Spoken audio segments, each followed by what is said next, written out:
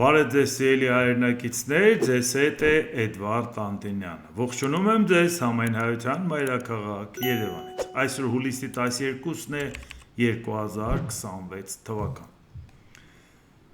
Մինչ աշխարհաքաղաքական իրադարձություններին անցնելը դե տեսնում ենք Հայաստանի համար հիմա այս բախտորոշ իրավիճակը նաև որ ռուսական սանկցիաների պատճառով մենք փորձում ենք հարցը կարգավորել արևմուտքի հետ, բայց ինչ դժվարությունների ենք հանդիպում, շատ հարցեր, եթե նախապես արված լներ, կանխարգելիչ քայլերն արած լներ, հիմա փաստի առաջ չեն կանգնի, լոգիստիկ խնդիրները լուծած կլինեին, գոնե այդ մարշրուտները ամեն ինչ։ Ինչու համար եմ սա նորից հիշեցնում, որովհետև վերջերս էլ Եվրահանձնաժողովի նախագահ Ուրսուլա ֆոն դեր Լեյենը որ խոսեց այն մասին, որ Ռուսաստանի դեմ պատժամիջոցների 21-րդ փաթեթի մեջ նախատեսում ենք նաև մտցնել, որ նրանք ովքեր ծառայել են հատուկ ռազմական գործողություններին Ուկրաինայում, Ռուսաստանի քաղաքացիներ, նրանց մուտքը արգելվի Եվրամիության երկրներ։ Իհարկե դա վերջնական չընդունվեց, որովհետև որոշակի խնդիրներ առաջացան, բայց մենք գիտենք, որ եթե մի բան մտներին դնում են, որոշ ժամանակ հետո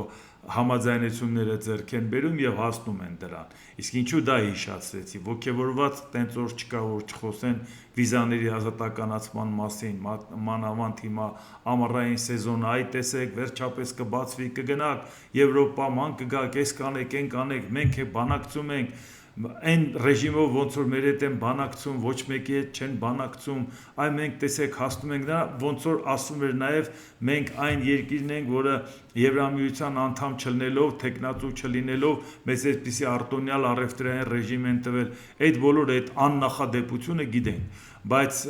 քանի անգամ այդ մասին խոսել ենք, որ կգա մի պահ, երբ որ մեզ կասեն, եթե այդ ազատ ձևով Ռուսաստանից ներթափանցեն Հայաստան, մենք թույլ չենք տա, որ նրանք Հայաստանից մտնեն Ռուսաստան։ Դա նշանակում է, որ Հայաստան ներողություն Եվրոպա, այս դա նշանակում է, որ Հայաստանից Եվրոպա, որպեսզի չլինի Ուկրաինայում կռվածների համար տրանզիտ ծառայի Հայաստանը, չի ազատականացվի վիզաների հարցը չի լուծվի, եթե մենք կամաց այդ խստացման ու սահմանափակման ռեժիմը չկիրառենք բանի հետ կապված Ռուսաստանի հետ կապված։ Այսինքն սրանք հարցեր են, որ սրա մասին էլ վաղն են ասելու, բա ժամանակին ինչի է ուղղությամբ չմտածեցինք։ Ասեմ, որ ժամանակին այդ ուղղությամբ մտածելու համար ահազանգ այլևս հնչել է։ Բարեբախտաբար դա դեռ վերջնական չի ընդունվել, այն առումով եմ ասում, որ մենք ժամանակ ունենք, ոչ թե սահմանափակումը բարեբախտաբար, եւ մեկ էլ մեր հարցը դեռ չի եկել այդ օրվան հասել։ Եվ այնպես անենք, որ հենց մեր հարցը այդ օրվան հասնի, մենք այդ հարցը լուծածել ենք, այլապես մինչև վերջնական փուլին հասնելը կարող է սահմանափակումներ մտցնեն։ Իսկ ինչպես տեսնում եք, մեր համար նման խնդիրներ առաջանում են։ Իսկ հիմա նայենք ինչ է կատարվում, նորից հիշեցնեմ, որ այո, թիվ 1 այսօր օրակարգային հարցը դա ուկրաինական պատերազմն է, որովհետև դրանով է պայմանավորված նոր աշխարհակարգը, տեսնենք ինչ փուլում ենք եւ մանավանդ ոչ միայն որպես նոր աշխարհակարգ, Հայաստանի եւ Ռուսաստանի փոխհարաբերությունների հետ կապված պատկերացնում եք ինչ էական փոփոխություն է լինելու այդ պատերազմի արդյունքով։ Ուրեմն հաստատ բոլորից շատ մենք ենք շահագրգռված, որ այդ արդյունքը լինի մեզ համար դրական եւ դրա համար հասկանանք, իսկ դրական ասելով մենք ինչ ենք հասկանում։ Այս ընթացքում իհարկե լուր ստացվեց, որ Ուկրաինայի նախագահ Վոլոդիմիր Զելենսկին ինչ ասում, Ուկրաինան փոխում է իր քաղաքական ռազմավարությունը, մենք մանրամասները քննարկել ենք Ուկրաինայի վարչապետ Յուլիա Սվիրիդենկոյի հետ, որոշել ենք, որ փոփոխությունների համար անհրաժեշտ է նախարարների կաբինետի թարմացում, ակնկալում են, որ խորհրդարանականների հետ միասին համապատասխան փոփոխություններ կիրականացնենք Ուկրաինայի կառավարությունում, փոփոխություններ կլինեն նաև իրավապահ մարմինների ղեկավարների կազմում։ Այն ինչ փոփոխություններ լինի, տեսնում եք, երկիրը մոբիլիզացված է, ինչքան պատերազմը դժգոհություններ է առաջացնում, մարդիկ համախմբված են եւ պայքարում են հաղթանակի համար, այդ փոփոխությունները ակնհայտորեն ծառայելու են Ուկրաինայի հաղթանակին, որի ուղղությամբ իրանք այդ քայլերը անում են, եւ դրա համար նաև տեսնենք, թե իսկ ինչ է անում Ռուսաստանը այդ ուղղությամբ։ Այնակ տեսեք ցուցիչը որն է, ասենք շատ դեպքերում ասում են դե լավ, բա կարելի է ուշադրություն դարձնել, ենթադրենք Վլադիմիր Սալավյովին, որը համապետական ալիքով խոսում է, բայց ինչի՞ չէ, բանա պաշտոնական Կրեմլի ոչ պաշտոնական խոսափողն է։ Բա պետք է նայես տեսնես իր հռետորաբանությունը ինչ արագությամբ է փոխվում եւ ինչ ուղղությամբ է փոխվում։ Հիմա Կրեմլը ինչ է ուզում ժողովրդին ասի։ Այս է նույն Սալավյովներ չէ, որ ասում էր ունքներս բարձրացնենք, Ուկրաինան կիմանա ամեն ինչ, կվերցնենք Կիևը եւ այլ, այդ խրոխտ կարակոտ ելույթները լսել եք։ Հիմա ամեն օր նստած ժողովուրդ ջան, ինչա բացատրում։ Բացատրում է, որ հատուկ սաբոդաժ է արվում, որտեղով անցնում ես, տեսնում ես խաղաղության կոչեր են, մեզ պետք չէ այս պատերազմը, հատուկ բենզալցակայաններում ասում է, եթե նույնիսկ բենզին չկա, դիզվառելիք կա, դիզվառելիքի հետ կապված հերթեր են գոյացնում, լիմիտներ են սահմանում, նպատակային այդ ամեն ինչն անում են, չեք հասկանում կենտրոնական բանկը ինչ անում է, նավի բուլինան դրել է, հատուկ չգիտես ինչ անում, սահմանափակումներ են մտցնում, չեք հասկանում, որ այդ փողերը պետք է հատուկ ռազմական գործողությանը եւ այլ, կամ ասենք պատմում ոնց կարող է պատահի գար թռներ այդքան դրոնը հասներ, մեկը նրան չխփեր։ Այս բոլորը ինչի համար եմ ասում։ Թվում է թե ինքը մեղադրում է ինչ որ մարդկանց, որոնք որ չգիտեք հատուկ նպատակային աշխատում են Ռուսաստանի դեմ, բայց իրականում ինքը այլևս հասարակությանը ներկայացնում է, ժողովրդին պատրաստում է այդ խաղաղությանը, այն խաղաղությանը ի վնաս Ռուսաստանի, եթե այդպես է, չնայած իրականում Ռուսաստանի ամենամեծ հաջողությունը այդ պատերազմը դադարեցնելն է, բայց ինչի եմ ասում, այսինքն տպավորությունն է, թե ինքը քննադատում է, պետք է զինվենք, պետք է պայքարենք, ամեն ինչ պետք է դնենք պատերազմի համար, բայց իրականում լավ էլ ասում է ժողովուրդ ջան, երկրում տրամադրություն է փոխվել, մարդիկ չեն ցանկանում կռվել, եւ այս ամեն ինչը խոսվում է այն մասին, որ մեր մոտ էլ մեր եզրակացությունները սրա հետ կապված անեն։ Մի օրինակ էլ բերեմ, ես պարբերաբար բերում եմ օրինակները, որպեսզի մարդիկ պատկերացնեն ինչա կատարվում։ Ոնց եք պատկերացնում Ազովի ծովում 120 ժամվա ընթացքում 48 լցանավ Ուկրաինան ոնց շարքից անեց։ Այսինքն 2700 կիլոմետր ուկրաինական դրոնը կարող է թռներ, գնար խփեր Օմսկին նավթավերամշակման գործարանին, Ռուսաստանում չգիտեին, որ կարող է Ազովի ծովում, որ ձեռքը դներ ճակատին նայեր, կտեսներ այդ լցանավը, այդ նավերը կարող է ասես անարգել գային անցնեին։ Այն որ ուկրաինացիները շատ դիպուկ հարվածել են, դրա մասին չի խոսքը, որ ուկրաինական բանակը կռվում է ու կռվելու է, դրա մասին ես ավելի հստակ ասել եմ ու վստահ այն ժամանակ, երբ որ անգամ ուկրաինացիներն էին կասկածում իրանց ուժերի վրա, բայց ես ասում եմ ուկրաինական բանակի կռվելուն զուգահեռ ռուսական բանակում նախապատրաստում են պարտության Ռուսաստանին։ Ես դա հատուկ նշում եմ հենց դրա համար, որ մերոնք էլ հասկանան ինչա կատարվում։ Ոնց եք պատկերացնում, կանգնում է Պուտինը հայտարարում է, որ պետք է այնպես անենք, որ նավթի գնի հարցը պրոբլեմ չառաջանա, բենզինի գինը Ղրիմում, հատուկ նշում է Սևաստոպոլն է նշում, հեսա անում, հենա անում, այսինքն հատուկ ինքը գնում են Պուտինին ասում են դե իմացի քո համար պատվի խնդիր է Ղրիմը, հիմա Ղրիմում բենզին չկա, պատկերացրու ինչ վիճակ է, պետք է անպայման մենք օգնության հասնենք, դե բերեք հասնենք, ոնց հասնենք, բերեք լցանավերով տանենք ու 48 հատ լցանավ դնես Ազովի ծովում հարվածելուց հետո Կերչի նեղուսն էլ փագեն ուկրաինացիների իրանց հարվածով եւ ուղղակի կտրեն Ղրիմը։ Սա պատահականություն է։ Այն որ Ուկրաինան հարվածել է, դա պարզ է։ Այն որ ռուսները երկրի ներսում կան մարդիկ, որոնք հատուկ ուզեցել են, որ դա տեղի ունենա, որտեղ իրանք տանում են երկիրը պարտության, դա այլևս թաքցնել հնարավոր չի։ Որևէ լոգիկա կար, որ Ազովի ծովը համարում էր Պուտինը արդեն ռուսական ներքին ծով։ Որևէ լոգիկա կար, որ ինքը չհասկանար, որ դրան հարվածելու են։ Այդ քանակությունը հարվածելու են։ Հաշված ժամերի ընթացքում հարվածելու են։ Ժողովուրդ ջան, սա իրանց համար չի մենակ, սա մեզ համար է։ Սա մեզ համար է, որ հասկանանք։ Այդ երկրին տանում են պարտության։ Այդ երկրին տանելով պարտության, շատ շատերը դեռ Հայաստանում դեռ մտածում են, որ դեռ իրավիճակը այնտեղ կփոխվի։ Ինչ է փոխվելու։ Հիմա էլ ինչ են անում։ Պատերազմ են ասում, պատերազմի անում։ չեն կարողանում պատերազմ հայտարարեն, դա լրիվ ուրիշ անուն է, կանոնավոր բանակը տանելու է կռվել։ Ինչպիսի դժգոհություն է առաջանալու ժողովրդի մեջ։ Ժողովուրդը բացի դրանից էլ ինչ է ասելու, այն կողքի հարևան հարբեցողին տարան միլիոններ են տվել, որ գնա կռվի։ Հիմա մեր երեխային ինչ եք տանում կոտորում, որպես ինչ եք տանում, դժգոհություն չի առաջանալու։ Հիմա տենում են չեն էլ կարող պատերազմ հայտարարել, որովհետև դրա հետևանքները լրիվ ուրիշ է, դժգոհությունների ալիքն էլ չափազանց ուրիշ։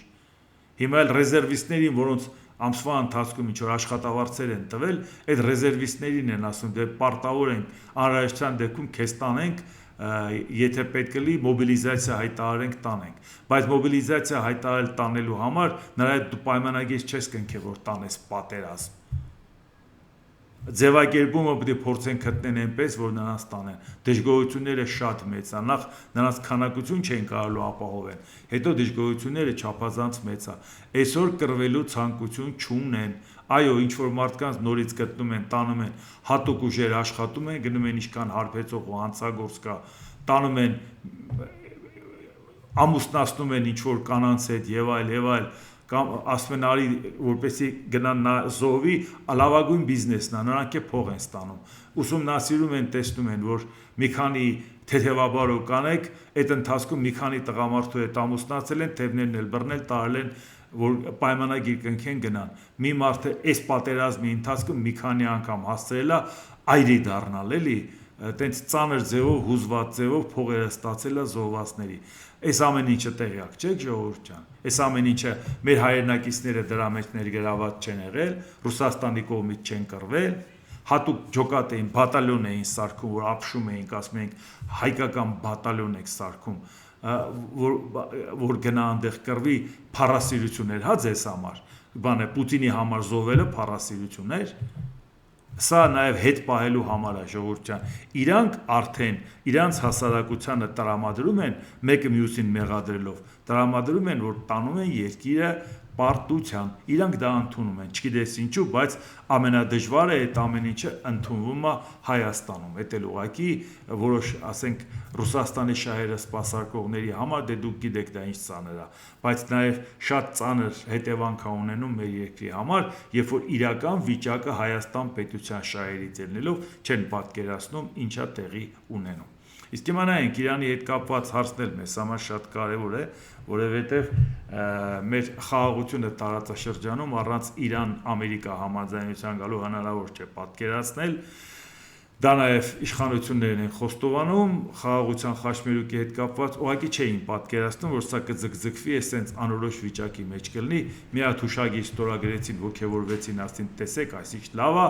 արդեն ամեն ինչ ամբողջացավ խաղաղությունը, հետո հասկացան, որ դա տենց էլ չեղավ, եւ արդյունքում մենք հիմա ունենք շատ լարված անորոշ վիճակ։ Ու գնալով այդ լարվածությունը, անորոշությունը ավելանում է, որովհետեւ ծայրը չի երևում, թե ինչ ալնելու։ Մակում Իրանի մշտական ներկայացուցիչ Ամիր Սաիդ Իրավանին հայտնել է, որ Թեհրանը կարող է հրաժարվել համաձայնագրով ստանձնած պարտավորությունների կատարումից, եթե ԱՄՆ-ը շարունակի խախտել պայմանավորվածությունները։ Իրանը շարունակում է հավատարիմ մնալ Իսլամաբադի փոխըմբռնման հուշագրի իրականացմանը, սակայն Վաշինգտոնից ակնկալում է իր պարտավորությունների լիարժեք եւ բարեխիղճ կատարում։ ԱՄՆ-ի կողմից հետագա խախտումների դեպքում Իրանն այլևս իրեն կաշկանդված չի համարի համաձայնագրի պայմաններով։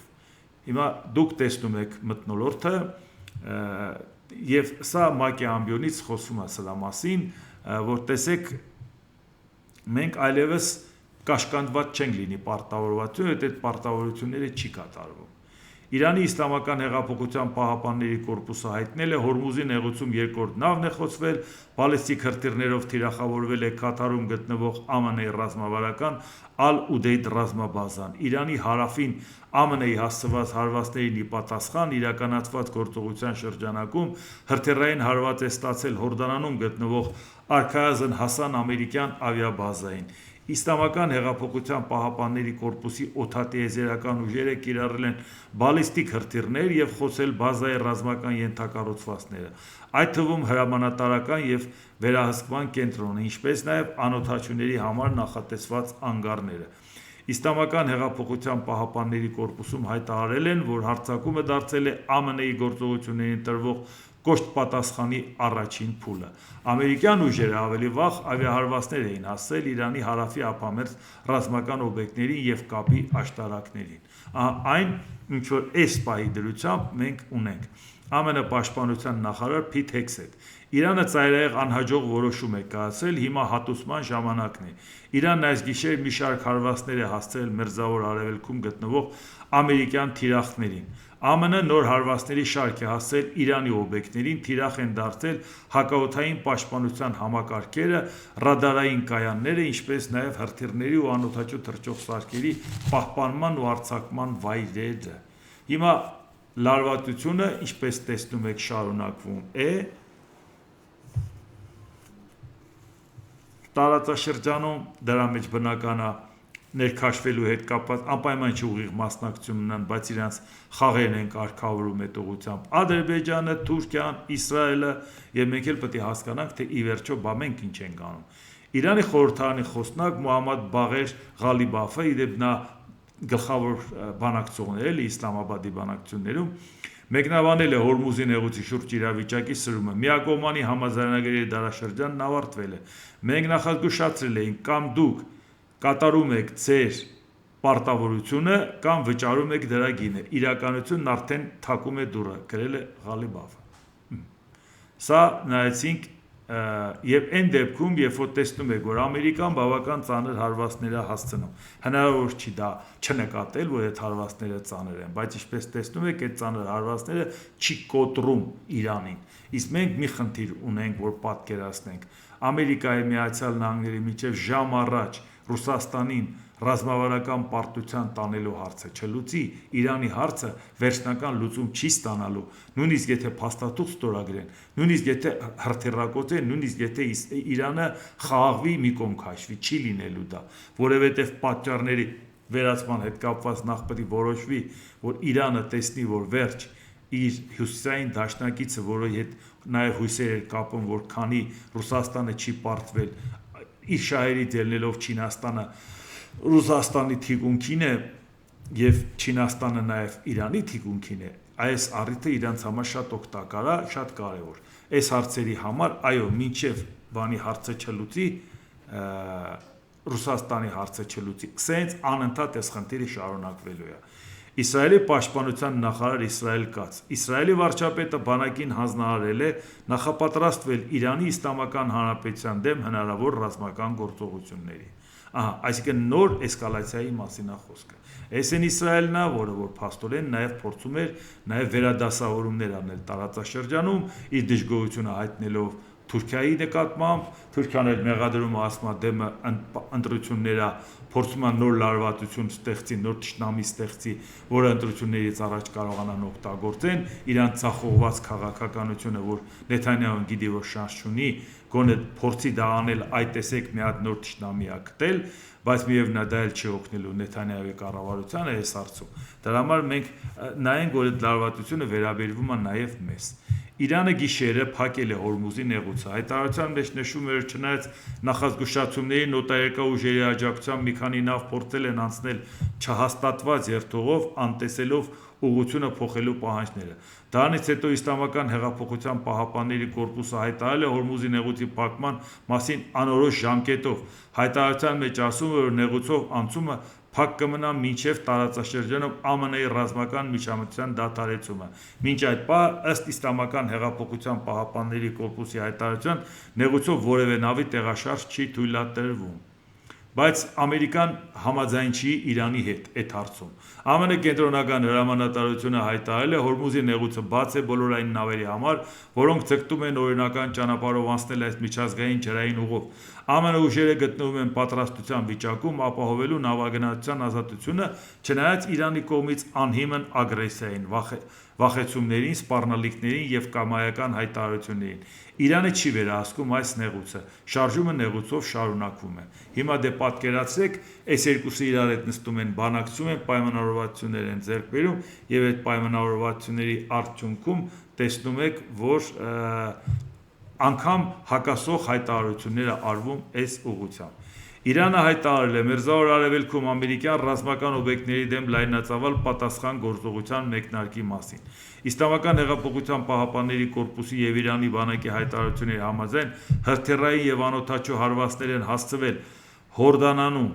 Քուվեյթում, Բահրեյնում եւ Քաթարում գտնվող ԱՄՆ-ի բազաներին ի պատասխան երկրի հարավի վրա շարունակվող ամերիկյան հարձակումների։ Իդեպ տեսեք, արդեն ստացվում է այնպես, որ Ամերիկայի Միացյալ Նահանգների իր հակաօդային պաշտպանության համակարգերը կենտրոնացնում է Իսրայելում, այդտեղից էլ է հանում, որպեսզի հասկանում է այդքան էլ արդյունավետ չի ստեղ պահելը, նախ հարվածի տակ են մնում, բայց դա շատ լարվածություն է առաջացնում արաբական երկրներով, դու ասում ես չհասկացանք։ Հիմա բերեցիր տեղակայեցիր դրա պատճառով մենք դառնանք թիրախ, հիմա դարել ենք թիրախ, վերցնում հանում ես։ Այդ դրանք հանում ես, հարվածներ ենք ուտում մենք։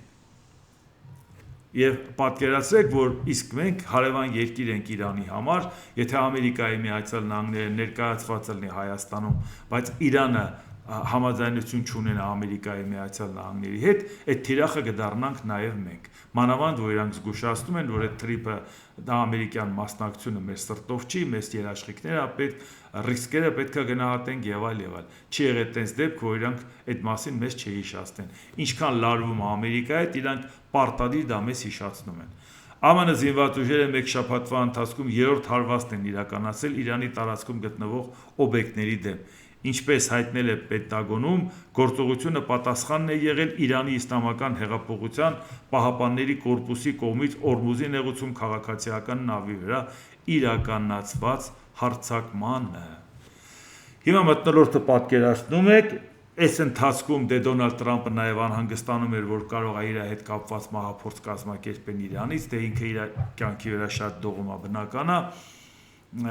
եւ անգամ մի նամակ էլ գրել էր դարակում դրել, որ եթե հնկարծ իր այդ մի բան պատահի, փոխնախագահ Վենսը իմանա ինչ պետք է անի, եթե իր այդ մի բան պատահի, փոխնախագահ Վենսը ավտոմատ կերպով դառնում է նախագահ ու գիտի ինչ պետք է անի։ Կարող է նամակին ուշադրություն դարձնի, կարող է չէ, բայց այդքան էլ միամիտ չենք կարծենք, որ ինքը տենց շատ խիստ կարևորում է, որ փոխնախագահ Վենսը որպես իրավահաջորդ լինի, ասեմ հաջորդ նյութի հետ կապված եմ ասում։ Ամեն դեպքում Դոնալդ Տրամպը միշտ էլ մտածում է, որ եթե հանկարծ մեծամասնություն չունենա կոնգրեսում նոյեմբերի 3-ի ընտրություններից հետո ներկայացուցիչների պալատի ընտրության եւ Սենատի 1/3 ռոտացիայի պարագայում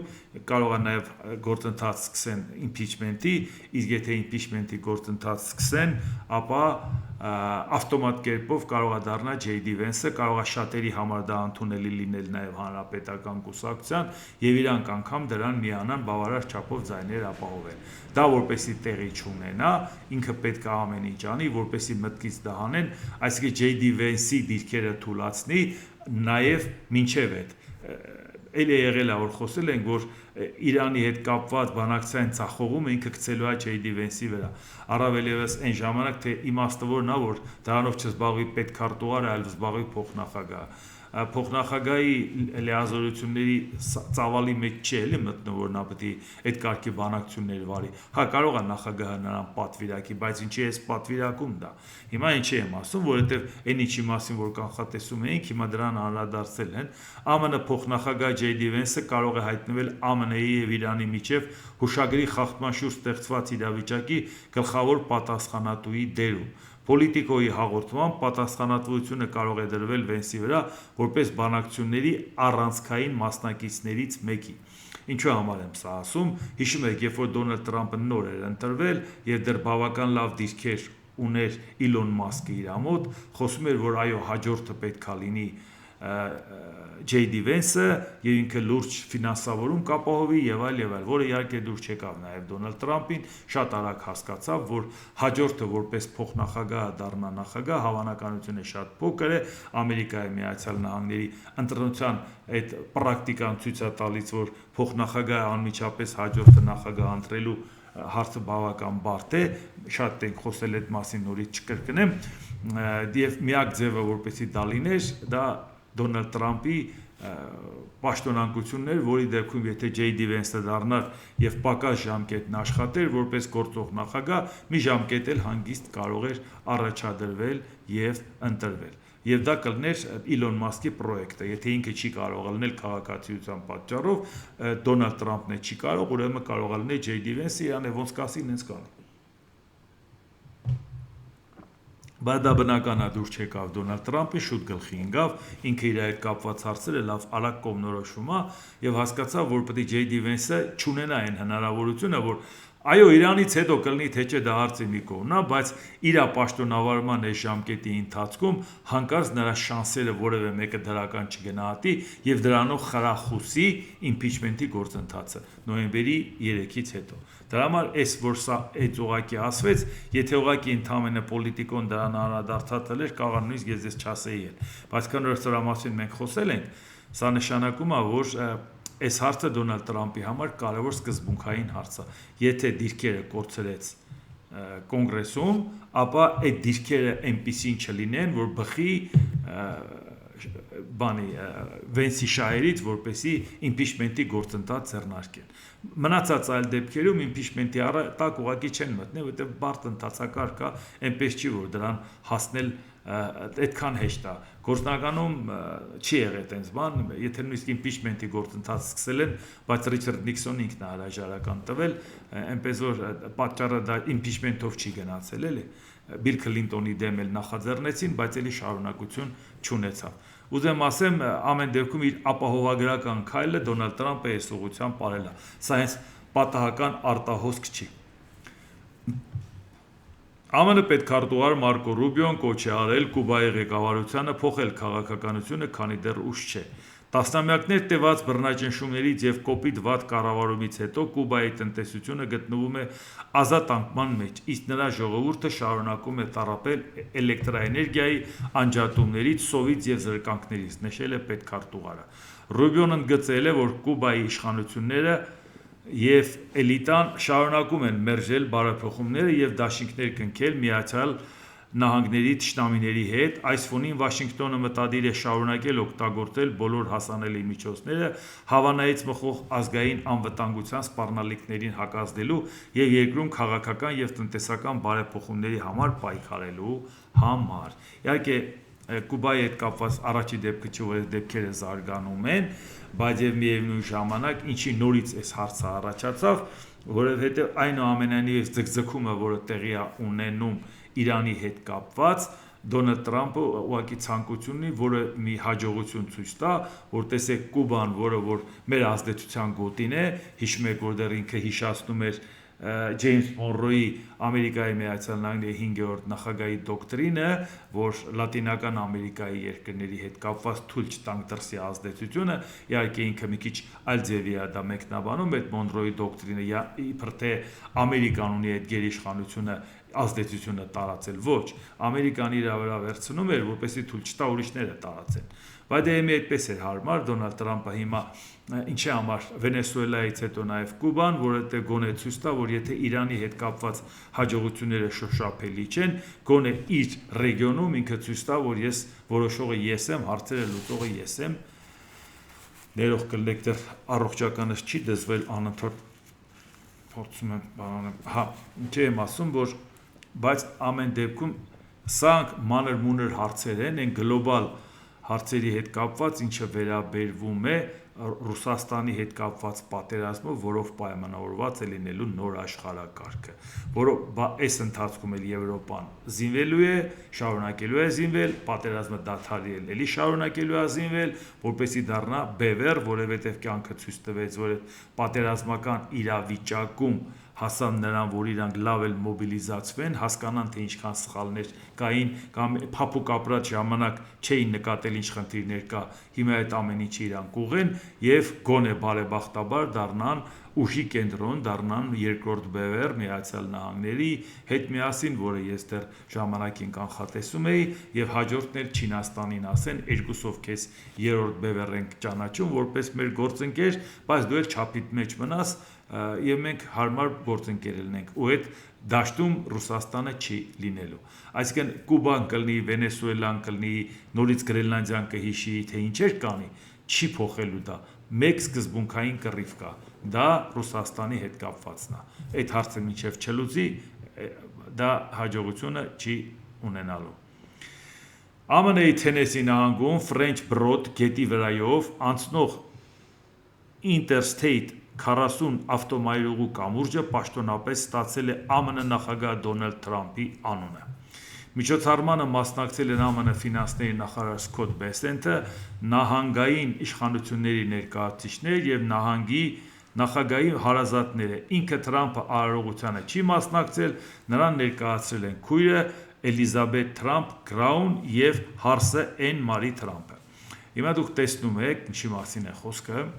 որ մարդը ի վերջո դեռ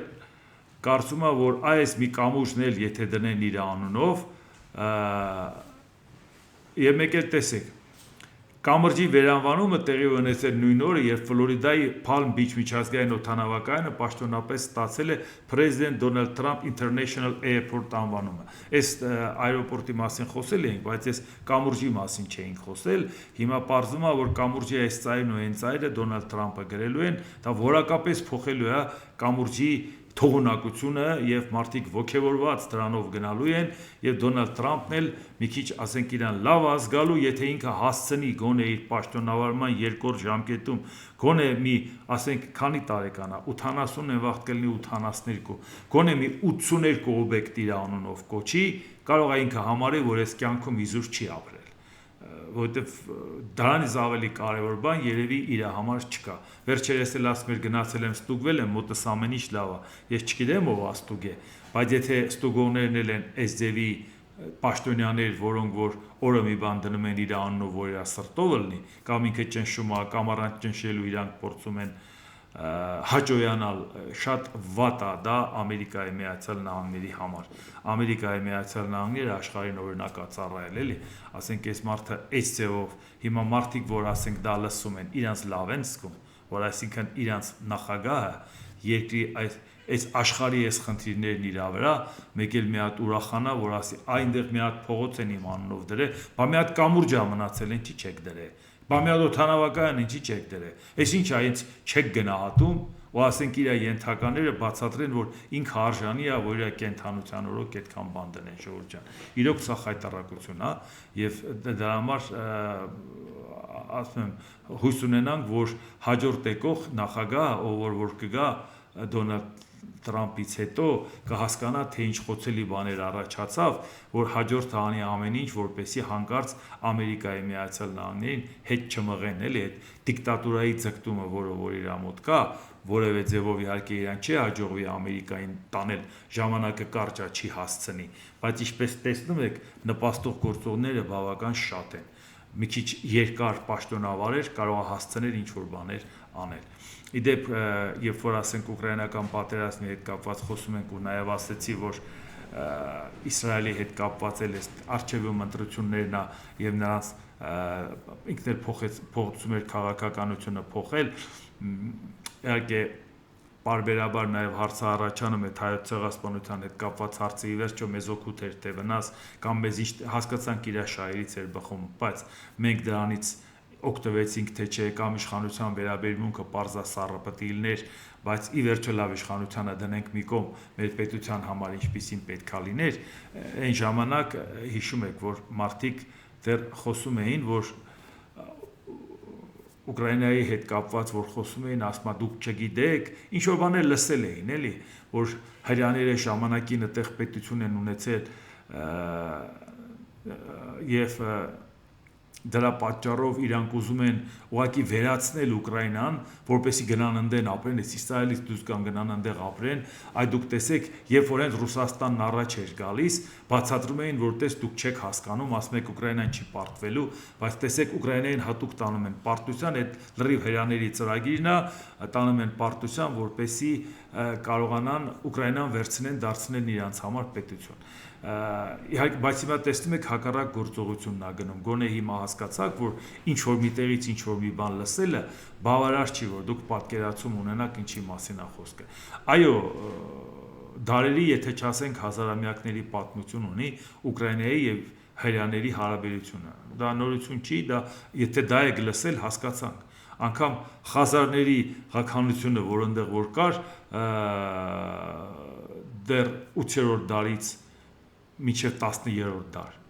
Այո, դա համարում էին հուդայական պետություն, տենց էլ իրանք համարում էին դա։ Իհարկե չփոթ ենք Իսրայել հուդայի թագավորության հետ, որոնք իրանք Իսրայելի տարածքում էր դա։ Իսկ դա, ասենք, դա այդպես էին իրանք կոչում, այն ժամանակակից Ուկրաինայի տարածքում էր նրանք։ Երբ որ եբրայականությունը ընդունել էին, հուդայականությունը ընդունել էին խազարները եւ իրանք պետությունը ստեղծել էին, իրանք արդեն լավ նորմալ ձևով համագործակցում են։ Այո, դա եղել է, դա նորություն չի, բայց դա չի նշանակում, որ այդ կապերը, որ եղել է, դրանից հետո նաեւ եղել է ուկրաինական քաղաքներն են ունեցել այդ մոդիկությունը հрьяաների հետ, դա նշանակում է նրանք ուզեցել են, որ Ուկրաինան վերանա, իրանք էլ գնան այնտեղ ապրեն։ Նախ իրանք երկրից չեն գնալու այնտեղ ապրեն։ Հետո այդ միամիտ պատկերացումները եւ բացի այդ Իսրայելը եւ Ուկրաինայի հարաբերություններն էլ Զելենսկիով չպայմանավորենք, որովհետեւ ասում եմ դարերի տարբերություն կա, էլի մոդիկություն կա, որ ասենք Զելենսկին հրյա դրան բացասակ կապ չունի, դրանից առաջ այդ մոդիկությունը կա։ Ինչու համար եմ ասում, իսկ 965 թվականին արդեն Կիևյան Ռուսիայի իշխանը Սվյատոսլավ Իգորևիչը, որ հաղթեց խազարներին, արդեն դե գիտեք, Սվյատոսլավ Իգորիչը Իգորի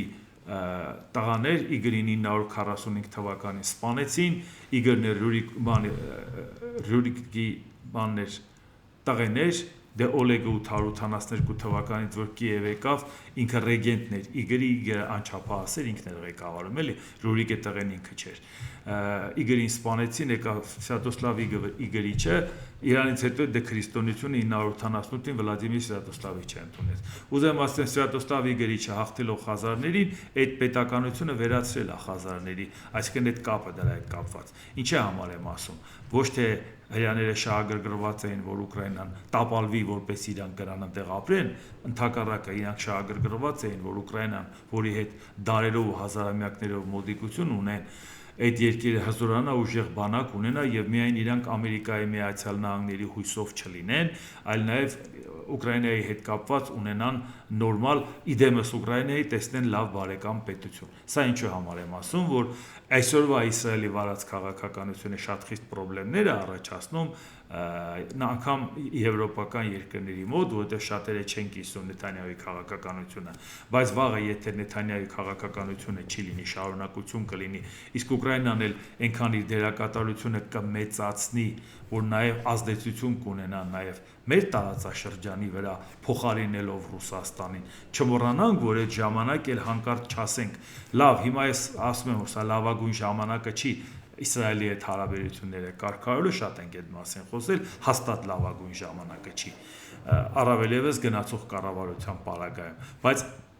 այնպես չլինի, որ այդ սցենարը դարակում չունենանք, որ եթե վաղը Ուկրաինան հարցերը լուծեց եւ իր ազդեցությունը տարածեց եւ ունեցավ Եվրոպայի ամենահզոր ու մարտունակ բանակը եւ բացի այդ նրանով թեւութիկունք եղավ նաեւ Իսրայելին, արդեն ոչ Նեթանյահուական Իսրայելին, որի պարագայում արդեն հաջորդի պարագայում կարող է մենք էլ հետաքրքրություն ունենանք, հարաբերությունները կարգավորենք, ինչի համար իրանք Ադրբեջանի հետ լավ ըլնեն, իսկ Հայաստանի հետ չէ։ Այդ նույն հարցը օգտագործելու ժամանակ կարող է մենք այդ հարցը հիշենք։ Կարող է ուղղակի մենք այդ ուղղությամբ մտածենք, այսօր ակտիվ քայլեր չանենք, բայց դնենք դարակում եւ սպասենք մի հարմար պահի իմանանք, որ այդ կապը, որը որ մարդիկ թյուրիմացաբար կարծում էին, թե հրյաների ցանկությունն է Ուկրաինան վերանալ, չէ, հրյաների ցանկությունն է, որ Ուկրաինան հզորանա, որովհետեւ նա իրանց համար բնական դաշնակից կարող է լինել։ Եվ այս պարագայում մենք էլ մտածենք, իսկ մենք ինչի չենք կարող լինել Ուկրաինայի հետ բնական դաշնակից։ Ու պետք չի մեղադրել ասել, բան չէ Ադրբեջանի հետ լավ։ Ադրբեջանի հետ ինքը գործընկեր է։ Ադրբեջանի հետ ինքը ՈԱՄ-ի անդամ է։ Վրաստան, Ուկրաինա, Ադրբեջան, Մոլդովա։ Մենք ԵԱՏՄ անդամ ենք։ Մենք ՀԱՊԿ անդամ ենք, թեկուզ սառեցրած։ Ինչի պետք է Ադրբեջանի հետ գործընկեր պետությունը մեր հետ ավելի լավ լինի, քան Ադրբեջանի։ Մենք այդ ուղղությամբ ինչ ենք արել։ Մեր գործընկերների հետ մենք թե ՀԱՊԿ-ում, թե ԵԱՏՄ-ում խնդիրներ ունենք, բայց մտածում ենք ինչի պետք է նրա գործընկերը նրա հետ ավելի լավ լինի։ Իսկ մենք ինչ ենք արել, որ մենք ավելի լավ լինենք Ուկրաինայի հետ։ Ինչ ենք արել։ Մանավանդ մեզանից ինչ են սպասել, որ Այսինքն մենք պետք է Ուկրաինային պահենք, չէ, այն ամենասովորական հասարակ հումանիտար օգնությունն էլ բավական մեծ ձևով ցույց են տվել, որ ասել են տեսեք Հայաստանն էլ է մասնակցում։ Ինչու համար եմ ասում։ Պահը իրական ձևով չգնահատելու դեպքում անցնում է ժամանակը, հետո ասում ենք, բայց ինչի մեր հետ լավ չեն։ Բայց ինչի էս մեկը սենտ չի։ Այդ մուննաթը ոչ մեկին չի հետաքրքրում։ Տեսնում եք, որ աշխարհաքաղաքական զորբայությունը անգամ չեն կարողանում ուժեղները վարել։ Ուր մնաց թե փոքր պետությունը, անգամ Դոնալդ Տրամպը, որը որ գտնում էր, որ ինքը պետք է ուժեղի կողմից լինի եւ ուժեղը դա Ռուսաստանն էր, հետո հասկացավ իրավիճակ փոխվեց։ Այո, դուք ուշադրություն դարձրեք, թե իրավիճակը ոնց կարող է փոխվի։ Ինչքան է Նիկոլ Փաշինյանն ասել, որ դե գիտեք, միջազգային հանրությունը սա է որոշել։ Միջազգային հանրությունը որոշելը ո՞րն է։ Միջազգային հանրությունը որոշել է մեր հետ կապված 96 թվականին մի բան, դրանից հետո Կոսովոյի հարցալուծ է։ Այդ նույն միջազգային հանրությունը, չէ՞։ Իսկ մենք Տրամպն ենք ասում, որ դժգոհում էր Զելենսկի վրա, թե դու խաղակարդ չունես։ Իսկ ինչ է Բայդենի ժամանակ, երբ որ ինքնաթիռն ուղարկում էր, որ Զելենսկին ընտանիքին վերցնի դուրս գա։ Եթե Զելենսկին դուրս գար, Բայդենը պետք է գնար Ռուսաստանի հետ Ուկրաինայում կռվեր։ Արևմուտքը, որ հիմա ոտի կանգնեց, միասնական ձևով կանգնեց Ուկրաինայի թիկունքին։ Իրանք դա կանեին, եթե Ուկրաինան հանձնվեր, իրանք էին գնալ Ուկրաինայում կռվեին։ Այսինքն այն, որ ասում են միջազգային հանրության կարծիքը փոխել, միջազգային օրակարգի վրա ազդել, դու կարող ես ազդել քո վճռականությամբ։ Չափերի տարբերությամբ Ուկրաինայի եւ Ռուսաստանի չափերը շատ ավելի մեծ տարբերություն ունեն, քան Հայաստանի ու Ադրբեջանի։ Եվ այդ պարագայում խոսել այն մասին, որ գիտեք ինչ, մենք որևէ շանս չունենք, առնվազն այդ պատվողական հոգեբանությունը, ուղղակի դա ընդհանրապես թշնամու օրակարգ սպասարկել է։ Դուք ձեր աչքի առաջ նայեցիք, որ այդ օրակարգը ոնց է փոխվում։ Դուք ձեր առաջ նայեցիք, որ այդ օրակարգը փոխելու համար պետք է ուղղակի վճռականություն։ Իսկ ինչպիսի թերահավատություն կար այդ ամեն ինչի նկատմամբ։ Հիմա մեր աչքի առաջ է ուրիշի օրինակով նայենք, որտեղ այդ մենակ ուրիշի օրինակը չի։ Ու այդ ժամանակ, երբ որ Ուկրաինան կռվում էր, մեր իշխանությունները մտածում էին, ոնց գնանք Պուտինին ասենք, թե եթե հաջորդը Հայաստանն էս գրավելու, ոնց ասես, տենց անենք։ Բայց Ուկրաինան չընկավ։ Բայց Հայաստանն արդեն ոտատակ ընկավ։ Ու չի կարողանում դուրս գալ Ռուսաստանի ոտատակից, որտեղ ինքը գնացել է հավատարմության երթում տվել։ Այս ամեն ինչի մասին ենք խոսում, որ ժամանակին այդ ամեն ինչը պետք է գնահատել ու պատկերացում կազմել, ինչի տակ ենք մտնում, ինչու ենք մտնում։ Ու նոր հետո չասենք, բա ում մտքով կանցնել, որ այս ամեն ինչը կարող է այսպես տեղի ունենա։ Այնպես որ շատ անելիքներ ունենք, սիրելի հայրենակիցներ ջան, հասկանում եք, որ եթե իշխանությունը իր վրա շատ բեռ չի վերցնում, տեսնում եք իրանց օրակարգը որն է, գոնե հասարակությունը պետք է իրազեկված լինի եւ պահանջատեր լինի եւ պարտադրի, որպեսզի կարողանան իրական օրակարգով զբաղվել։ Դե ինչ այսօր այսքանը, եթե հավանեցիք սեղմեք լայք կոճակը, բաժանորդագրվեք Էդվարդ Տանտինյանի YouTube-յան ալիքին, սեղմեք զանգակ կոճակը, գրեք մեկնաբանություններ, գրեք հարցեր, դիտեք եւ դատեք ինքներդ։ Շնորհակալություն։